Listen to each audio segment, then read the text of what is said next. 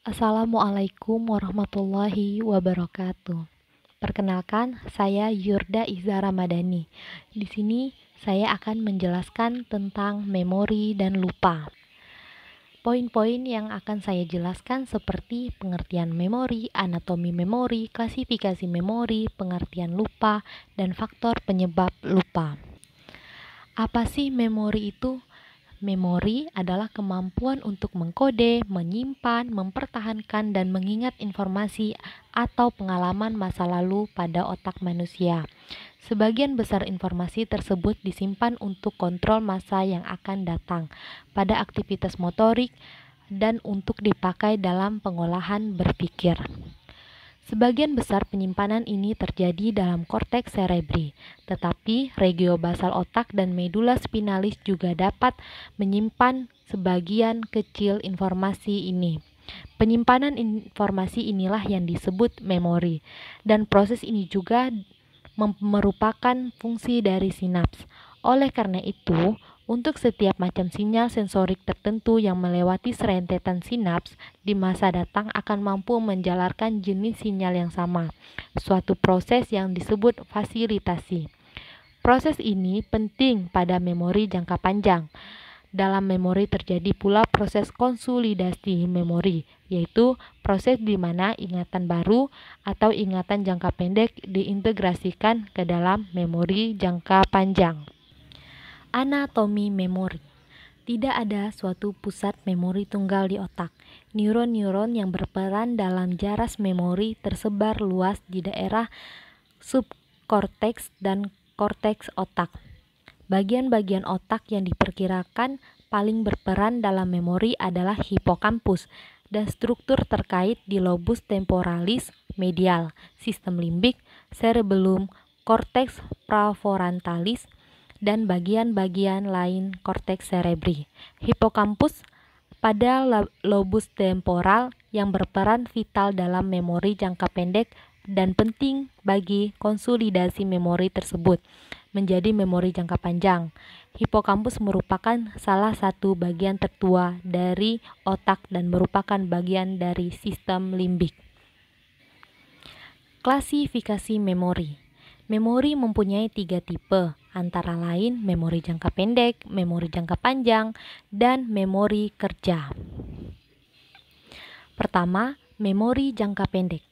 Memori jangka pendek berkaitan dengan memori utama dan merupakan istilah yang digunakan dengan cara yang sedikit berbeda. Memori jangka pendek dapat untuk mencerminkan kemampuan dari pikiran manusia yang dapat menyimpan seberapa informasi dalam waktu yang relatif singkat dan terbatas. Ada kemungkinan bahwa tidak setiap ide sementara itu dapat diakses atau bahkan dalam keadaan sadar sekalipun. Sebagai contoh, sesuai konsep di atas, jika Anda berbicara dengan seseorang yang memiliki aksen asing, maka secara tidak sengaja Anda terpengaruh dan mengubah cara bicara Anda, mengikuti aksen mereka. Maka Anda dipengaruhi oleh alam bawah sadar Anda. Aspek dari memori jangka pendek. Kedua, memori jangka panjang. Memori jangka panjang adalah penyimpanan yang luas dari pengetahuan dan catatan dari peristiwa sebelumnya. Akan sulit menyangkal bahwa setiap orang normal memiliki memori ini, walaupun tidak lengkap atau sempurna. Memori kerja. Memori kerja tidak seluruhnya berbeda dengan memori jangka pendek. Ini adalah istilah yang merujuk pada memori yang digunakan untuk merencanakan dan melaksanakan suatu tindakan. Sebagai contoh, yang bergantung pada memori kerja adalah ketika ingin menyelesaikan masalah artimatika tanpa menggunakan kertas untuk menghubungkan dan menyimpulkan suatu pendapat yang panjang, atau ketika membuat suatu masakan tidak melakukan kesalahan seperti 2 kali memasukkan bumbu masakan yang sama. Memori kerja berhubungan dengan pemecahan masalah, pemahaman bacaan dalam bahasa asli dan dalam bahasa asing serta dalam pemahaman matematika. Masalah dalam memori kerja juga telah dikutip dalam banyak studi ini sebagai indikator akurat dari masalah belajar di daerah-daerah. Pentingnya memori kerja tidak hanya di bidang akademik, tetapi juga dalam pemecahan masalah sehari-hari. Baru-baru ini, sebuah penelitian yang dilakukan oleh Dahlen mendukung bahwa penelitian memori kerja memiliki efek positif pada pemahaman bacaan. Perbandingan memori jangka pendek dan memori jangka panjang. Perbedaan penyimpanan antara memori jangka pendek dan memori jangka panjang terletak pada dua hal, yaitu durasi dan kapasitas. Durasi berarti dalam memori jangka pendek, penyimpanan ingatan dihilangkan dalam waktu singkat. Konsep memori jangka pendek dibatasi oleh kehilangan ingatan dalam durasi waktu. Kapasitas berarti pada batas tertentu dan seberapa banyak memori jangka pendek dapat menyimpan. Jika ada batas kapasitas, sejumlah ingatan yang lebih kecil dari jumlah kapasitas masih dapat disimpan dalam memori jangka pendek sampai digantikan oleh sejumlah ingatan yang lain. Oleh karena itu, untuk menilai kegunaan konsep memori jangka pendek, perlu dinilai durasi dan batas kapasitas. Pengertian lupa. Lupa adalah peristiwa tidak dapat ditimbulkannya kembali informasi-informasi yang telah diterima dan disimpannya. Lupa adalah hilangnya kemampuan untuk menyebut atau memproduksi kembali apa-apa yang sebelum telah kita pelajari. Faktor penyebab lupa. Pertama, menurut teori atopi, lupa terjadi karena informasi terlalu lama disimpan, sehingga menjadi rusak, bahkan hilang dari ingatan. Kedua, menurut teori interferensi, lupa terjadi karena informasi yang disimpan dan yang akan ditimbulkan kembali terlalu banyak, sehingga menimbulkan interferensi. 6 penyebab otak Anda sulit mengingat dan mudah lupa. Pernahkah Anda seketika lupa dengan nama orang yang baru saja Anda kenal? Atau pernahkah Anda lupa meletakkan kunci kendaraan? Jika iya, pasti Anda merasa kesal dan heran kenapa Anda begitu mudah lupa. Namun tenang saja, Anda tidak sendirian karena setiap orang nyatanya tidaklah sempurna. Setiap orang pun pasti pernah lupa. Faktanya adalah hal yang wajar jika Anda lupa akan nama atau hal-hal yang baru Anda pelajari. Hal tersebut terjadi karena informasi yang baru Anda pelajari belum sampai ke ingatan atau akar otak terdalam. Atau Anda memang sedang tidak fokus dalam mengingat hal yang baru dalam pelajar. Dan tahukah Anda, jika meskipun kapasitas penyimpanan otak Anda besar, namun otak tetap membutuhkan ruang baru untuk menyimpan hal-hal penting. Akibatnya, otak akan menghapus informasi yang dianggap kurang penting dan kurang spesifik dan jarang diingat kembali. Berikut adalah beberapa hal yang dapat mempengaruhi kemampuan otak Anda untuk mengingat. Pertama, terlalu banyak konsumsi lemak jenuh. Tanpa Anda sadari, pola makan dapat berpengaruh terhadap otak Anda dalam mengingat sesuatu, terlebih jika kolesterol, glukosa, atau tekanan darah Anda terlalu tinggi.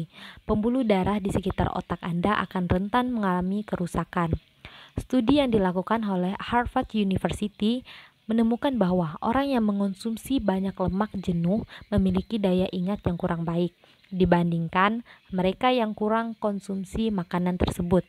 Oleh karena itu, Anda dianjurkan untuk konsumsi makanan yang kaya akan omega 3 dan protein yang berperan dalam menjaga daya ingat otak Anda. Kedua, jarang olahraga. Olahraga nyatanya dapat membuat otak mengalirkan darah secara optimal. Studi yang dilakukan di Harvard University menemukan bahwa olahraga secara rutin dapat memperbaiki ingatan dan kemampuan berpikir. Olahraga dapat membuat kadar insulin tubuh berkurang, inflamasi berkurang, dan menstimulasi hormon pertumbuhan yang merupakan zat kimia di otak yang dapat mempengaruhi kesehatan sel otak, pertumbuhan pembuluh darah di otak, dan pertahanan sel otak yang baru. Kebiasaan merokok dan penggunaan obat-obatan terlarang. Tanpa Anda sadari, kebiasaan merokok dapat juga merusak kemampuan mengingat Anda. Karena merokok dapat mengurangi oksigen yang sampai ke otak, sedangkan penggunaan obat-obatan terlarang dapat merusak kemampuan mengingat dan mengganti zat kimia di otak yang membuat otak sulit untuk mengingat kembali. Kurang tidur. Studi yang dilakukan di Universitas California telah menemukan adanya hubungan antara tidur dengan kemampuan daya ingat otak. Saat Anda tidur, gelombang otak diproduksi untuk menyimpan memori. Gelombang tersebut akan mentransfer hipokampus ke prefrontal cortex, yang merupakan tempat memori jangka panjang disimpan. Sehingga, saat Anda kurang tidur, memori otak tidak akan sampai ke prefrontal cortex. Akibatnya, Anda akan lebih mudah lupa dalam mengingat sesuatu hal, seperti nama seseorang. Kelima, depresi dan stres. Selain dapat mengganggu kehidupan sehari-hari, depresi dan stres dapat mengganggu konsentrasi dan kemampuan mengingat. Saat Anda depresi dan stres, pikiran Anda akan mengalami overstimulasi atau terganggu, sehingga membuat kemampuan mengingat otak Anda menjadi berkurang. Bahkan, stres dapat menimbulkan trauma emosional yang dapat mengarah pada kehilangan ingatan. Dan yang terakhir adalah usia. Seiring perkembangan usia, kemampuan mengingat seorang akan berkurang. Sebuah studi menyebutkan bahwa kehilangan memori bukan bagian dari pertambahan usia, karena otak akan selalu mampu memproduksi sel-sel baru di usia berapapun. Oleh karena itu, di saat Anda lupa, sebenarnya Anda hanya perlu waktu untuk mengingat kembali. Jadi, Anda hanya mengalami keterlambatan mengingat, bukan kehilangan ingatan. Baiklah, sampai di sini saja penjelasan dari saya. Kurang dan lebihnya mohon dimaafkan. Wabillahi taufiq wal hidayah. Wassalamualaikum warahmatullahi wabarakatuh.